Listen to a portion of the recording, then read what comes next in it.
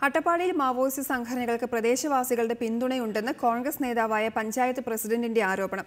ആദിവാസികളുടെയും കുടിയേറ്റ കർഷകരുടെയും പ്രശ്നങ്ങൾ പരിഹരിക്കുന്നതിലുണ്ടായ പരാജയമാണ് മാവോയിസ്റ്റ് സംഘടനകളുടെ പ്രവർത്തനം വ്യാപിക്കാൻ കാരണമായതെന്നും പഞ്ചായത്ത് പ്രസിഡന്റ് പറഞ്ഞു. അട്ടപ്പാടിയിൽ ഏറെക്കാലമായി ഉന്നയിച്ചു വരുന്ന ജനകീയ പ്രശ്നങ്ങൾ പരിഹരിക്കുന്നതിനുള്ള വീഴ്ചയാണ് ഇപ്പോഴത്തെ മാവോയിസ്റ്റ് ആക്രമണത്തിന് കാരണമെന്നാണ് അഗളി പഞ്ചായത്ത് പ്രസിഡന്റ് ഇ.ജെ. ആന്റണി വ്യക്തമാക്കിയത്.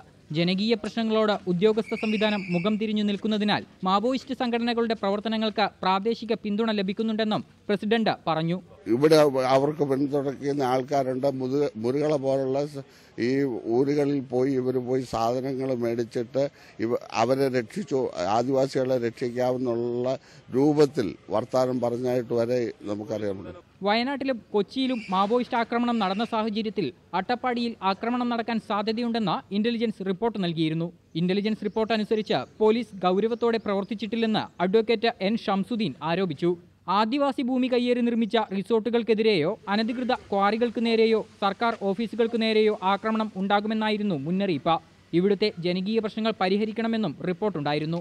എന്നാൽ പ്രശ്നങ്ങൾ പരിഹരിക്കാത്തതിലുള്ള ജനങ്ങളുടെ അമർഷം മുതലെടുത്താണ് ആക്രമണമെന്നാണ് സൂചന. റിപ്പോർട്ടർ, പാലക്കാട്.